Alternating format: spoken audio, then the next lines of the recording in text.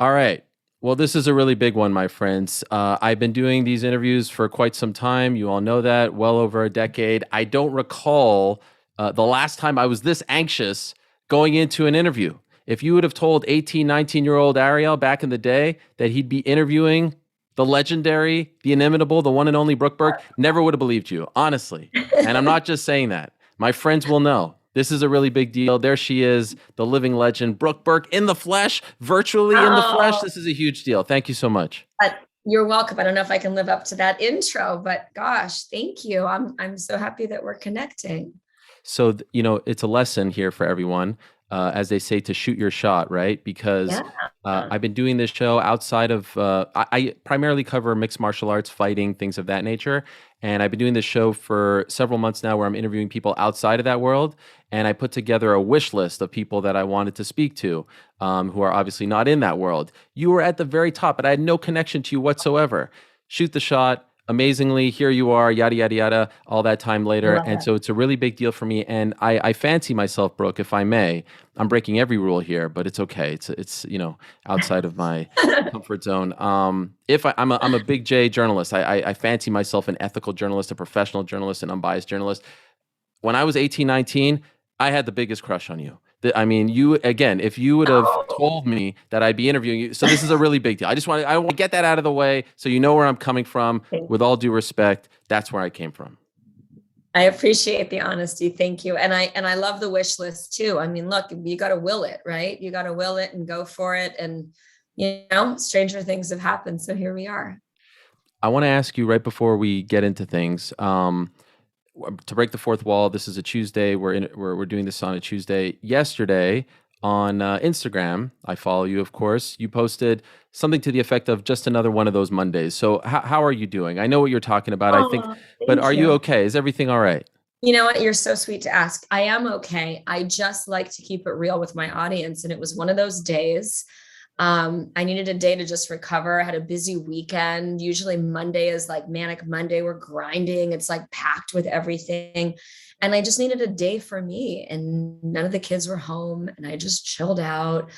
I stayed in my sweats, my jammies, if you will, like the whole entire day. I made soup. I just needed a day to do nothing and to be totally okay with it.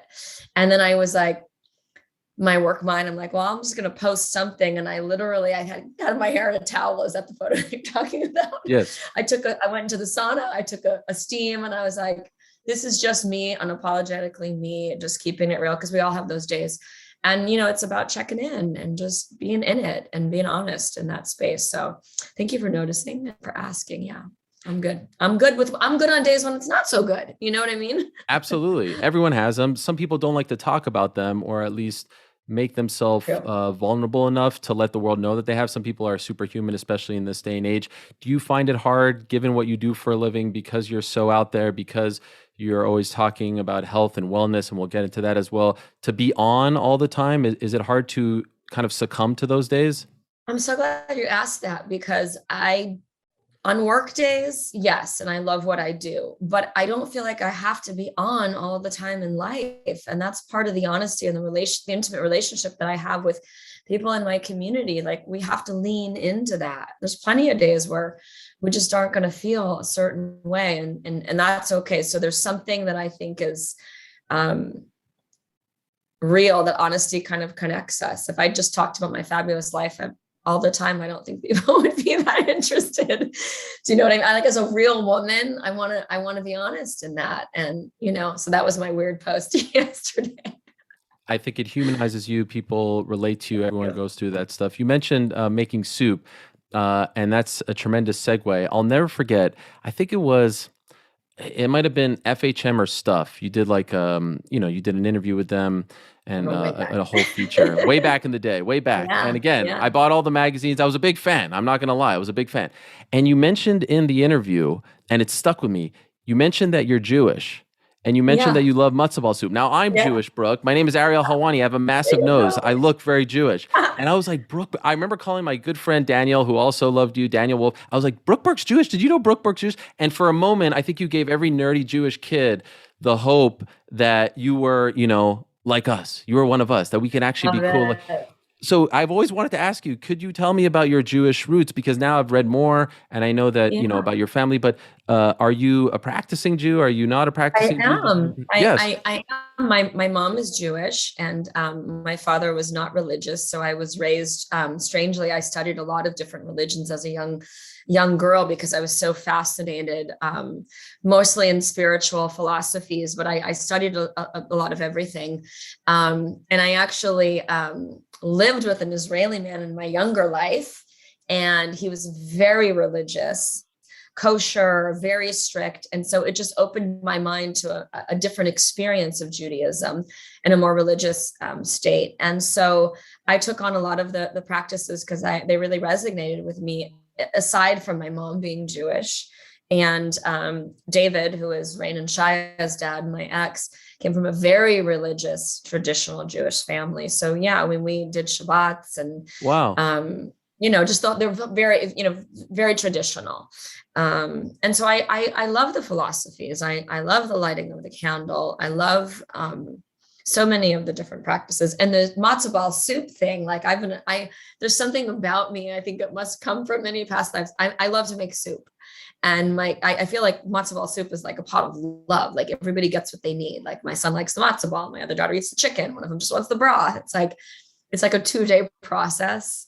And it's comfort food. So yesterday, Monday being that little bit of a funky day for me, I was like, I'm just going to get down in the soup, down in the kitchen. I'm going to make my soup because it makes me feel good. It's a labor of love for me. I don't know. I have a It's weird. rule. Anytime I'm in a restaurant, no matter what time of day, if there's matzo ball soup on the menu, I have to order it. It's just like a Gotta order personal it, thing. right? Yes, because it's tremendous. We have this restaurant in Malibu called Lucky's, which is more of like a steak and seafood oyster place. But Herb Simon is one of the partial owners there, and he's like a Jew from New York. So it's this random menu that's got everything you would expect in a bougie restaurant, and then it's got matzo ball soup and like potato skins and like hash browns. And so I'm the same way, and it's not always good. Right, Good no. matzo ball soup is hard Yes, to it could come be by. a little mushy and Spongy. yeah, dry or not enough salt. Yes, No. I fancy myself a connoisseur. So that was tremendous. When I read that, I was like, my head exploded. You also posted earlier today, I'm sort of breaking the fourth wall here and dating us. Later today, unfortunately, this isn't live, so I can't really plug it per se, but you're going to have a prayer party. And right? Yeah. What is a prayer Yeah. And this party? is I've never been invited to a prayer party before. neither have I. Oh, Neither okay. have I. So how cool is that? Neither have I. This is my first time. So Mike Bayer is a life coach and an author several times. I just did his podcast.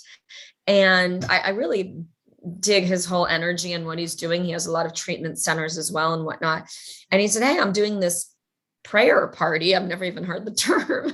And this sort of global meditation, this Zoom meditation, would you like to kick it off? And I thought, sure, why not? I think we all need some feel good right now.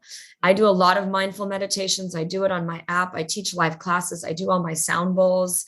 And he invited me to do this. And so I'm just going to kick it off. I have no idea what to expect and who will join us, but I think it's a great opportunity to just go inward and find some stillness. And then he's calling it a prayer party, where he's going to guide this moment of honesty, if you will. That's how he best described it, to just give people an opportunity to just take a look at where they are in their life and in their process. And I don't know how religious he is. I guess they're going to pray and connect, and I'm going to help everybody get out of their headspace and into their body space and just breathe. And who knows? I maybe join us. I'll send you the link. I don't know what to expect, but I like things that feel good.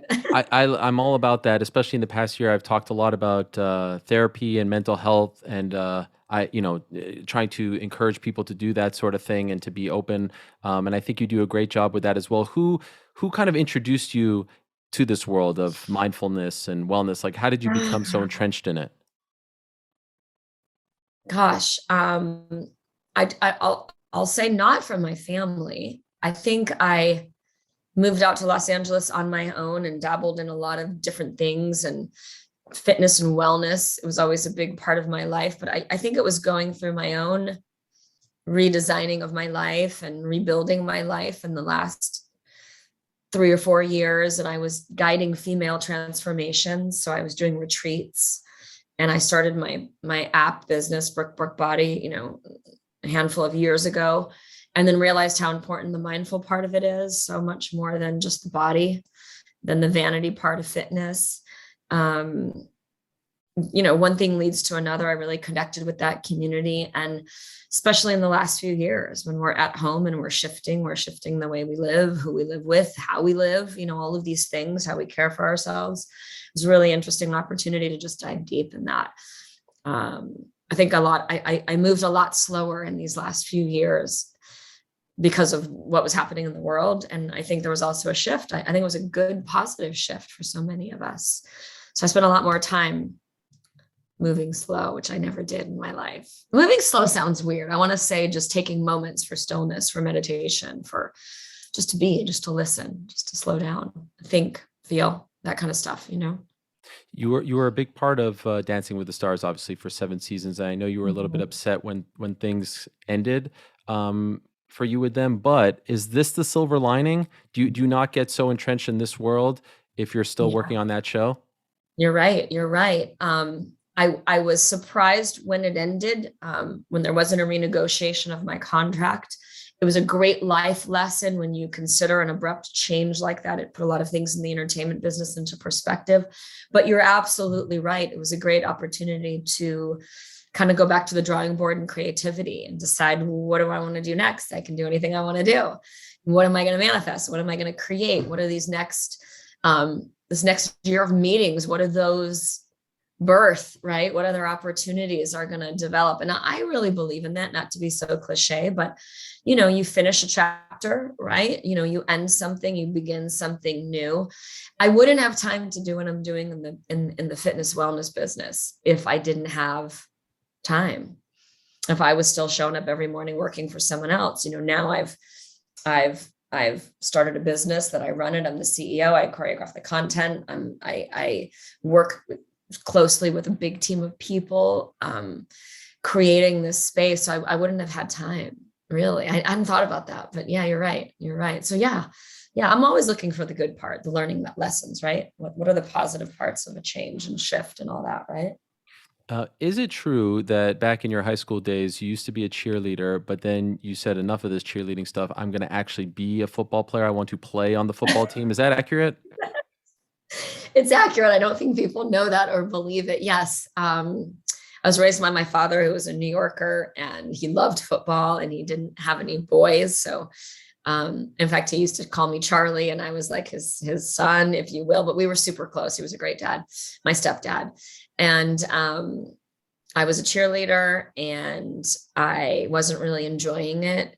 And I think our coach was sick one day. And so we had to be supervised by the football team and the football coach. And I decided to play. They let me play. And this was flag football. I mean, it wasn't like a high school football player. I was really fast though. And I just thought, boy, I think this is my jam. So I quit the cheerleading squad and I joined the football team. And I remember my dad was so awesome. He was so supportive and so fearless. And he just was like, run like hell and do anything you want to do and do everything you want to do. And yeah, it was a pretty awesome experience. Not quite totally accepted then. Oh, it's amazing. But it was cool. Yeah, much respect. Did he also used to park his car? Did he park his car to block the door so that you couldn't sneak out at night? Is that accurate? Well, I was scrappy. I would find ways out. Yeah, Windows? before he put bars on the windows to keep me in. Yeah, totally. He was Middle Eastern father, Turkish Armenian, super strict. And I was scrappy. So yeah, I had a whole life after hours. I had to be sneaky. Where were you going? Everywhere. Everywhere? He was so strict. He was so strict. I grew up in a really simple town in Tucson, Arizona. So I had to sneak out and have a life and not get caught. Did he catch you? Yeah, he did a few times. Yeah. It was a strict life for sure. What about you as a mom? You're a mom of 4. Are they doing the same things, your kids? Are they sneaking out? Life is different, obviously, but do you find that they do certain things that you used to do to try to trick your parents? Life is so different now. I feel like I don't know if I'm more savvy or if I just think I'm more savvy Mhm. than my parents were, or maybe they are and I don't know it.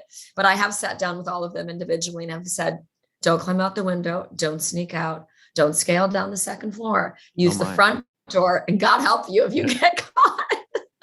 It's different now. Like I feel like I don't know, I've lived such a different life than my parents, but open communication really helps us. Like I trust my kids until I can't trust them anymore.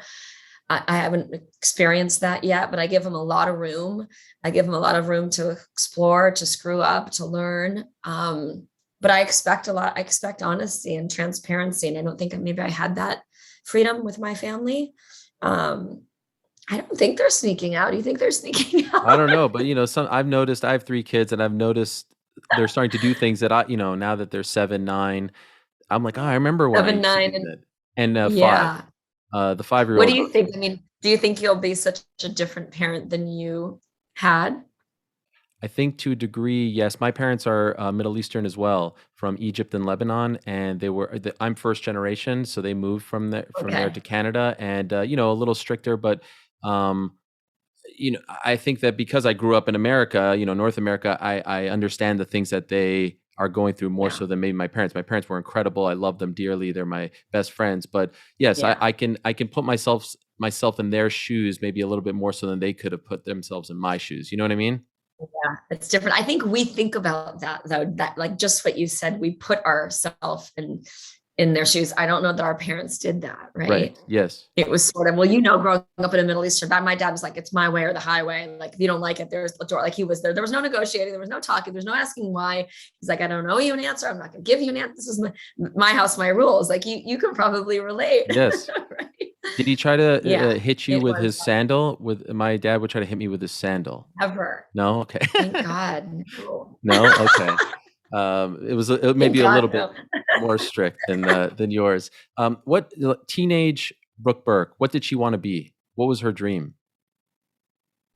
I always dreamed of being a businesswoman, that's for sure. And I knew that I would dabble in business of some sort. I was also very much a tomboy, like I said, with my dad. So I also thought it was cool to like work on cars with him and do certain things. And it wasn't a very sophisticated upbringing. So I had no idea that I would land here and land in Los Angeles and go into the entertainment business. That sort of just happened. Um, and I just was kind of raised to take advantage of the right opportunities. So I just kind of, I think, kept going in the right direction and taking chances. And I was fearless and brave. And it took me a long time to arrive, but I had a lot of freedom to explore my life. Did you want to be in broadcast journalism? Yeah. Well, yes. So I studied that business advertising and broadcast journalism, and then thought I was going to I thought I was going to be a journalist and actually do news. That was sort of the goal back then in one of the big cities. And when I began to understand how difficult that gig is, which you probably know, it's not glamorous, vending machines and 2 a.m. I mean, just craziness. I wasn't sure that was the right journey for me. And then I had an opportunity to really learn on the job and to host Wild On for E. That was my first gig.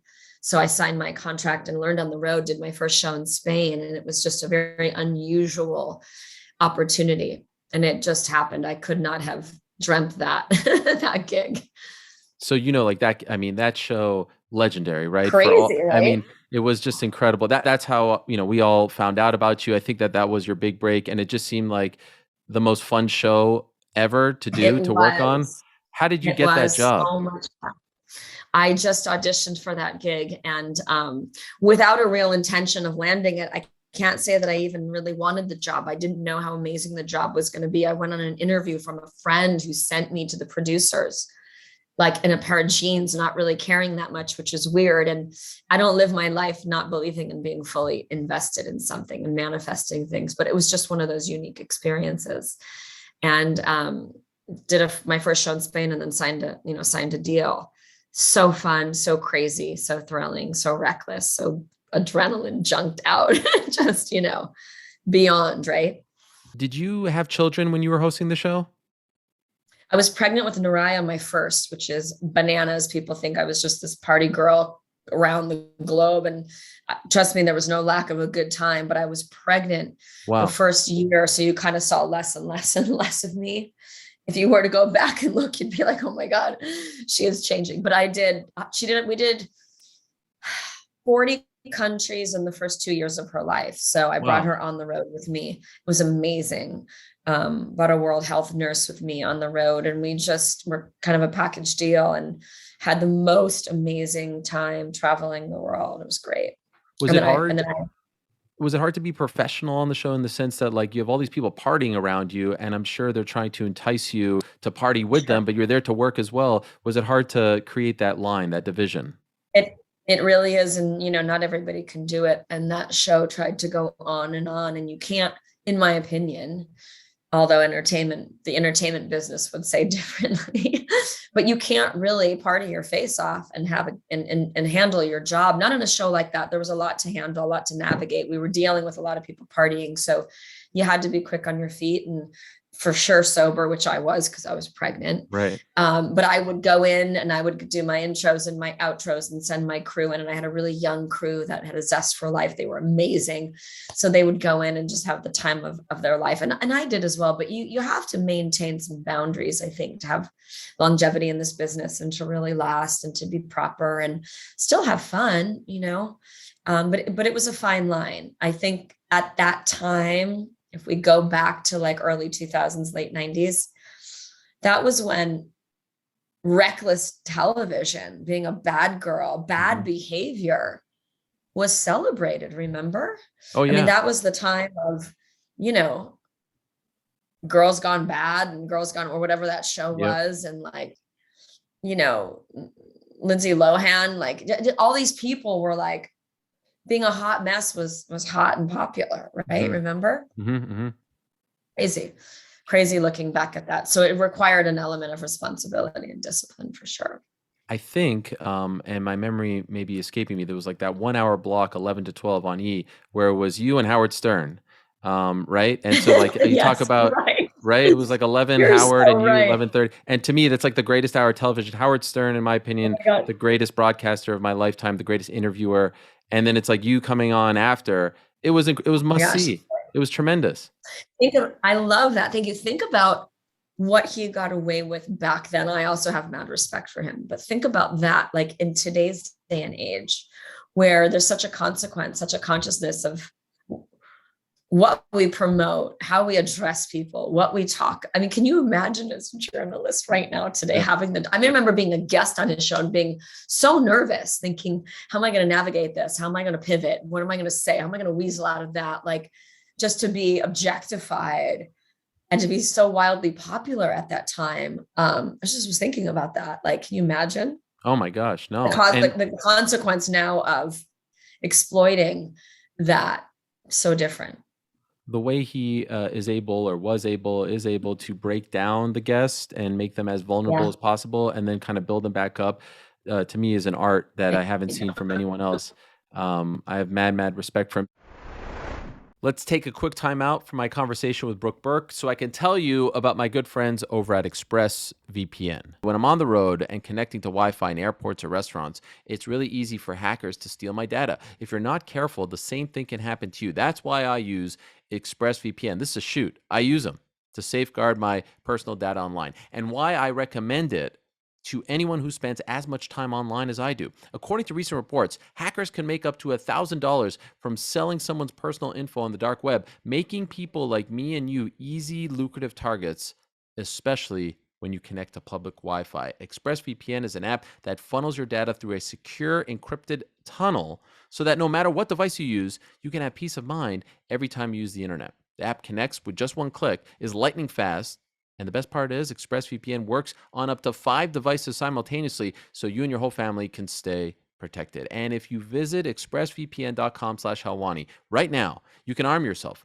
with an extra 3 months of ExpressVPN for free. Again, that's expressvpn.com/Helwani.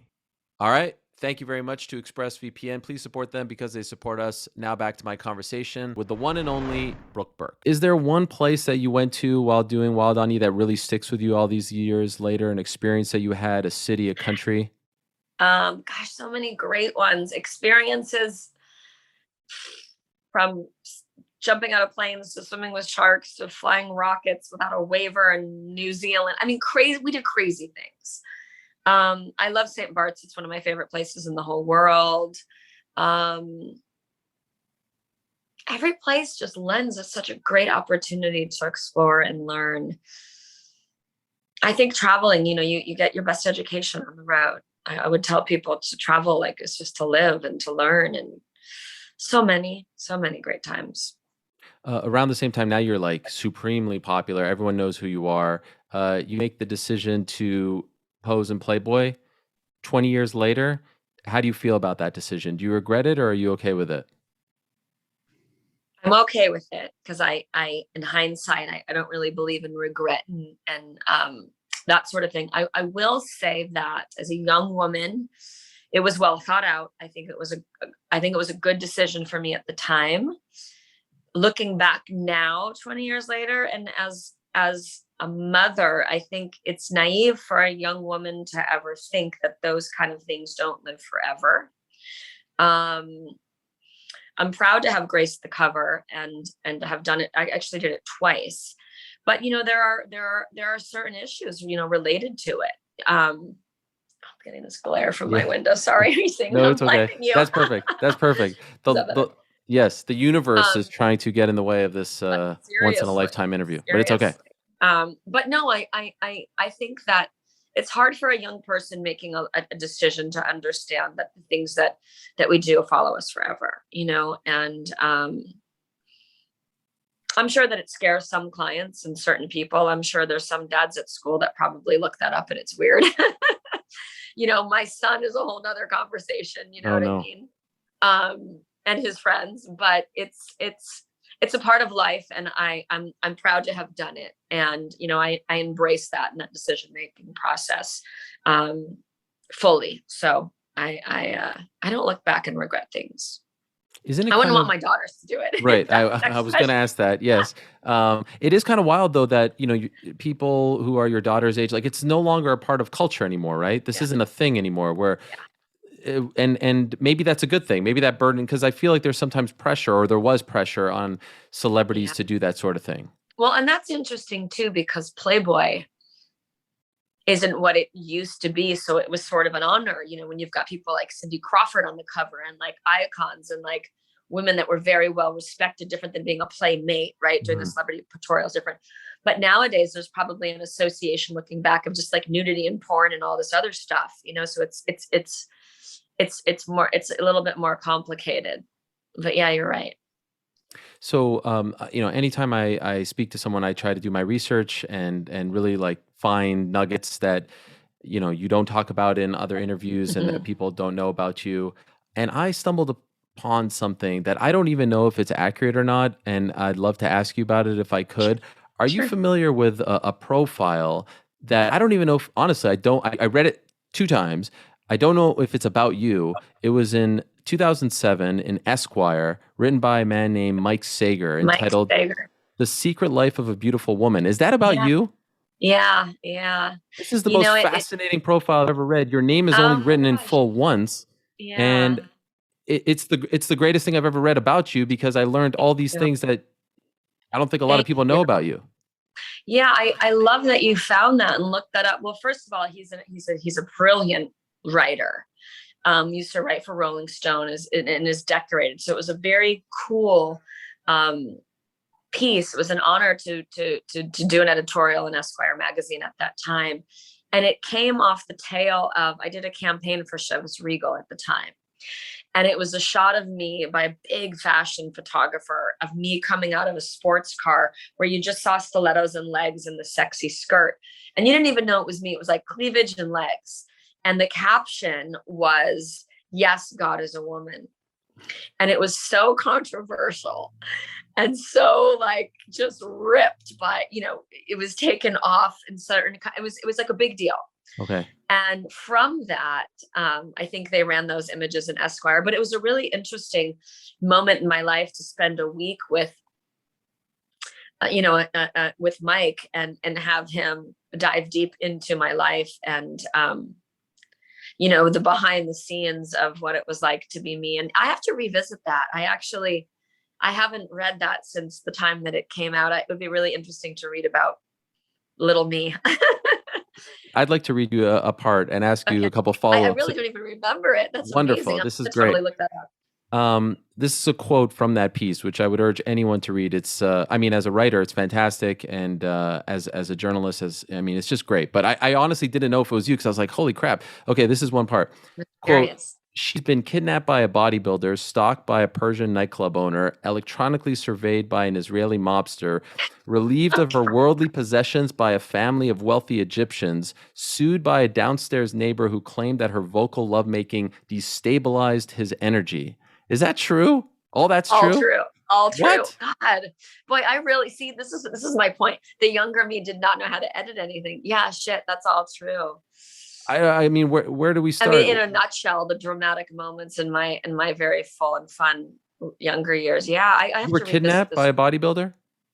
I was actually dating somebody who was a professional bodybuilder at the time, and he was very unstable, not to mention was roided out. And after breaking up the relationship, yeah, he just wasn't willing to accept that. And looking back at that, yeah, like I think there are parts of my life that you block out in survival. I haven't even thought about that, nor even discussed that with my daughters or anything like that. Just the dangers and the need to know how to navigate certain situations. Now we talk about all that stuff so openly, but yeah, and I had to, navigate that in the most strategic way possible to sort of get out of it. And it was like a whole series of legal things after that. But yeah, I forgot about that. Forgot all about that. But I was okay. I was I'm pretty. happy. I mean, you read that and you're like, this isn't. That sounds terrible. Yes. What a life. It's not funny. What an exciting gangster life. Yeah. Yes. And I was a gangster. No, I feel like there should be a movie written about you. Like you have like this alter ego as a spy, relieved of your worldly possessions by a family of wealthy Egyptians. What does that even mean? What happened? I was engaged to an Egyptian and broke off the engagement when I realized that it was not going in the right direction. So ended the possibility of marriage, and his family didn't take that very well. They were also very, very religious and conservative, and relieved of my worldly possessions. I got into a lawsuit because I had a lot of my personal things stored in one of their homes and they refused to give them back. And I'm talking like everything that I owned. And it was sort of the punishment of breaking their son's heart. So that was another lawsuit. Oh my gosh. Look, this is crazy. I forgot about that one too. Yeah. How many times have you been engaged? Because in this article in 2007, it said 4 times. At the time, it was 4 times. Yeah. Maybe 7. Wow. Maybe not. Wait, this is 8. Wait. This is 8. Yes. Congratulations. Serial fiance. It's terrible. That's terrible. No, I was in love with love, to be honest. This is a really fun interview because you have the guts and the courage to ask all the things that no one talks about. I was in love with love, I think, unapologetically. And I really wanted to be married and have a family, but I think I was just always in love. And I think I was a really bad picker until now. Until now. But is there a part of you, and you recently got engaged to Scott, right? Scott Yes. Rigsby. Congratulations. Mazel tov to both of you. Thank you. Thank you. But is there a part of you, you're supremely happy, everything's going great, and you're like, you know what? I've done this now 7 times. This would be maybe we don't do this. Maybe we just stay as boyfriend, girlfriend, old school. Like, is there any trepidation? Great dialogue to have with oneself. I mean, that would seem the obvious. Some people are like, why are you doing it again? I didn't think I would ever get married again. And then along came Scott, and it's just right on every level. And I say that now as a woman. I say that with the experience that I bring from past relationships, in so many different areas, as a father, as a man, as a friend, a partner, cerebrally, physically, chemically, everything is right. And so I've never questioned that. And he's also very traditional. So it's a weird word to use for him. Let me rephrase that. He believes in the entity of marriage and that commitment. And so it feels right. It feels really beautiful and good. And we don't know how and when, but it's never felt so right before. So that's good. And it sounds like you're very happy, and I'm happy for you. And could I ask? And by the way, if this is too personal, I come from the Howard Stern School of interviewing, Oh so boy. this is I read also that you filed for divorce right before the pandemic, right? It was like literally like the week March Um, 2020 it got finalized. oh, it's finalized. Let me Yes. think. You probably know more than I know. That sounds weird. You know what? You might be right. You might have finalized right before then. It was, yeah, we weren't really rushing to get through it, but I think you're right. The reason I ask that is the pandemic hits and it's pretty darn depressing and dark. And you've just gone through, a traumatic, life altering moment. How were those early days for you? Because now you're obviously you have kids, but you're no longer married. For that to happen right when the world changed, how was that? Um, I feel like it was happening for a long time. Okay. So to give you perspective, oftentimes we've exited before we exit, Right. I also had a pretty long and loving and historic relationship with David Charvet.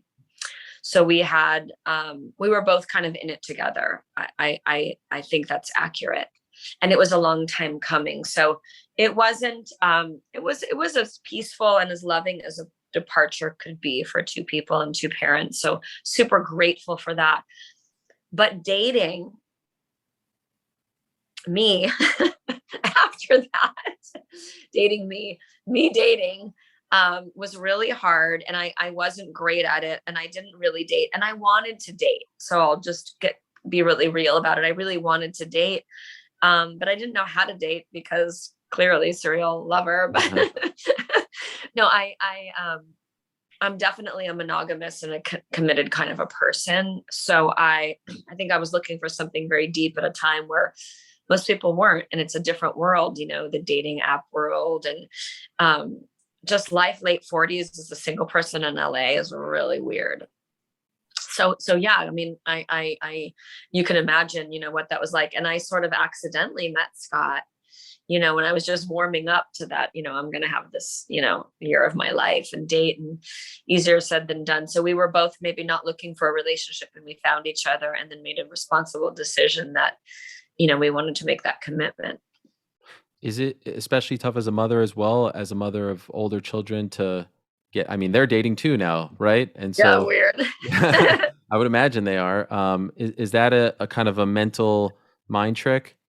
Yeah, I mean, my relationship with my children is very sacred. So, very private at home and very respectful here. I think they've seen me with two people after their father, and that was it. And I think that's really important. But also realistic, there are a lot of people, after the destruction of a marriage and the rebuilding of a life, don't want to expose their children to that. I'm very real and very honest with my kids, and I think they genuinely want me to be happy. Both of us, their father and myself. They're really on board, and they're really excited about this new life and marriage and future with Scott. Back to that great piece. Quote, her first night in Los Angeles was spent locked in a laundry room in a house in the Hollywood Hills, seeking refuge from an erstwhile acting teacher. Is that true? That's true. God, What? it's all so dramatic. I won an acting scholarship back in the day that brought me to Los Angeles and it was just a really creepy bad man that awarded the scholarship that clearly had other intentions. So once Gosh. again, I had to weasel my way out of that. But I had a great support system and family and a good head on my shoulders, so I wasn't gonna, really, cave to that. But yeah, I mean, God, I have to reread this article. Mine's very It's dramatic. it kind of it blows my how has there not been a movie about your life? I mean, it sounds like I And know it sounds how does pretty no good. one know all of this stuff? Like it I just don't know. No one's dared to ask. I don't know. It's so crazy. do you need to take a call or something? Is everything okay? No, yeah, everything's fine. My daughter was calling me twice. Was trying to my children override my do not disturb. So now I'm okay. Okay. And I know you have a heart out here, so and I will respect that. Thank you. But this is amazing. I also want to ask you about this eighth grade boyfriend who purposely flunked eighth grade to stay back with you. Is that true? Who is this guy? This guy sounds like the most loyal man in the world. Maybe this should have been the guy. Maybe, right? I wonder where he is. His name was Brett Gray. That is true. That is true. He was a year, he was a year older, and he did stay back a grade. I mean, I can't say that it was, looking back now, could it possibly be because of a girl? Me, I don't know. I would think so. Yes. You think Ninth. deliberately flunking the flunking eighth grade to stay back Yes. and leave me to go to high school? Oh, that sounds terrible. I mean, it's the most romantic thing I've ever heard someone ever do. You know Did you what? guys stay together for a long time? I hope you did. Yes, we did. I think so too. You know what? That is chivalry. Flunk. Yeah. You know what? I've never heard Sabotage someone do that. education. Where's this guy? I'd love to meet him. What a legend. What a legend. Yes. God, Well, I hope you I stayed really- together for a while. I really had a terrible effect on men, didn't I? Well, I don't know if you had the effect or that. I don't know. I mean, This isn't sounding good. no, I mean, listen, you're Brooke Burke, and people do crazy things. For example, electronically surveyed by an Israeli mobster sounds like the scariest thing to ever go through in one's life. Someone Sounds very Homeland, doesn't it? Yes. I mean, juicy. This sounds like I want to be in that life. Oh wait, I was. It was never boring. It was never boring. Is it boring now? No. No, it's still this crazy? No, it's not crazy. Okay. But it's never boring, and it's spontaneous, and it's uncertain, and it's free, and it's beautiful and intense, and I guess all of the things that I would wish for my children and wish for a friend. Not that stuff, not the crazy. I said I was a bad picker. I was clearly a bad picker. You've read an article about all these whacked guys who are now going to resurface and haunt me. No, I'm just kidding. No, no, they won't. I'm very well protected, but no, it's exciting. It's exciting and spontaneous and full. It's a full life, a beautiful life. I'm very lucky to have created this kind of a life for myself. Do you still hate your name? Did I say that too? No. Good. No, I guess it's mine. Name. Yeah, thanks. No, I mean, it was a mouthful, growing up, and it's hard to say. I mean, even my business, Brooke Burke Body, people can barely get that out. But no, I don't really hate a lot of things. You have the app, Brooke Burke Body. It's an app. It's great, especially in these days where people maybe aren't comfortable going out of their homes. Perfect time to launch something like this. If I wanted to have a healthier and more mindful existence, right? And I want to follow your lead. I want to follow your path. What would you recommend that I do? I would recommend dabbling in the digital fitness space for sure. We can work out together in the privacy of your own home, on your smart TV, on your tablet. It's free for the first week. It's worth trying. It's really about carving out whatever time your life allows. I would say do that, because we need it right now more than ever. Find things that feel good. Find ways to create energy. Do it in your house. Save money. Be efficient. Change your body. Build your immunity. Create energy. I think it's been a tough few years for a lot of people. Moving slower, which we talked about before. Classes, normal things taken away.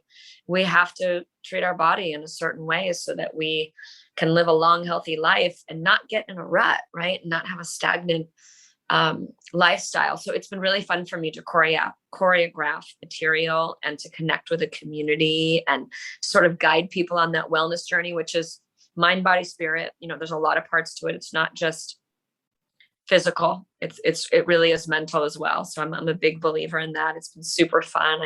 I love this space so much. And it's really me, like, connecting with the community. So I want people to know that as well. That I'm just guiding and inspiring people to live their best life and giving them a toolkit, if you will. And I also believe there's a product, a true product, if you will, that you believe in. I believe in it. I authentically have been taking it for 5 years. It's called True Niagen. And it's basically, a supplement, for your cells, if you will. It's like a cellular supplement for longevity, for well-being, for cellular metabolism, cellular repair. It increases your NAD levels, which is something we're born with. I won't geek out in the science, but we produce less of it, half of it when we're 40, half of that when we're 50 and 60. So it's one supplement that I take every day. It really makes me feel good. It's all about optimal living, and it kind of helps you combat the stressors in life also. And so I do a lot of that kind of stuff, and I take it every day. It's worth it. I love it. I'm actually about to turn 40 myself in July, which is Okay, so mind-blowing. So there this you is go. perfect for me. I shall take it. You recently turned 50. Congratulations. Thank you. Um, I bet every woman on the planet wishes she looked like Well, you at 50. thank you. So mad respect. Could I ask you in closing, I feel like 40 to 50, probably the most important 10 years of someone's life, right? An adult, your kids are getting older, your work is probably Yep. settling. Like it's a big 10 years. What do you wish you could have told 40-year-old Brooke Burke at the beginning of this decade? 40-year-old. Wow, that's interesting because it is really a decade of discovery and learning. I would have told my younger self to just slow down and listen because I was moving so fast, like many people are, raising their family, building their home, developing their career, grinding, climbing the mountain, all of the things that I think are necessary and honorable and part of the process of success for sure. But I was moving so fast. I was really committed to that path that I don't think I was listening to myself, my heartbeat, my own inner language, and a lot of things around me. I don't think I had. I don't know that I would have done anything different, but I don't think that I had the skill set to really tap in and bring a mindfulness to my life. Then I do now, big time. I probably did the latter part of the 40s. That's sort of what I built my business around, and guiding people to be more mindful and conscious. And it's normal. It's normal, but it's really important to slow down, even if it's 5 minutes. Mindful meditation, just like what we're doing tonight, with this prayer party. Look at Headspace, look at Calm, look at all these apps, these billion-dollar businesses that have showed us the value of taking 5-10 minutes in the morning. I used to not be able to do that because I had a 5 a.m. call time, 4 kids, got to get them to school, driving, Right. grinding, school, life, kids, work-life balance is hard. It can really kick our ass if we let it. So I'm more conscious of that now. Well, this has been a huge, huge thrill for me, Brooke. I Yeah. can't even express it, and I'm really impressed with the person that you've become. Like we've gotten to see the evolution of you, right, from the wild on days and all the way until now. Now you're this inspiration as a parent. Now I look at you as a Yeah. as a parent and as someone who's doing great and who's present in the moment and thoughtful and genuine. And the fact that you're even willing to talk about these crazy Thank life you. experiences, a lot of celebrities I would imagine wouldn't want to talk about them, and you didn't shut me down. So Oh, I have a for lot of sure. respect for you, a lot of respect for you, and thank you so much for giving me this opportunity. It really meant a lot, and I wish you and your family and your new family to come that you're building nothing but the best. Thank you. And I just want to give you a compliment and say that I have mad respect for chances that you even took reaching out to me personally. Ask for what you want. You're an amazing journalist. People have not asked me those questions. And I do try to live my life as an open book, but it takes moments like this too for someone to discover, to learn. Like that's what journalism is about, right? If we have integrity in our careers, and we bring to life maybe something that people aren't aware of, that's very rare.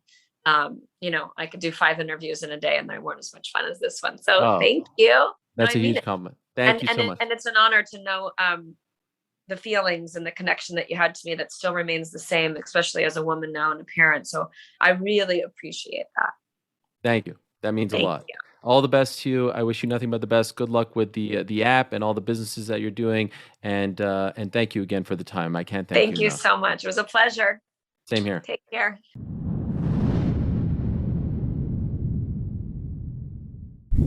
Thank you so much for watching this episode of the Ariel Helwani Show. If you want to check out some of our old episodes, or if you want to stay up to date with all the great things that we are doing here, please do like and subscribe to this here page. Trust me, some really cool things are coming up.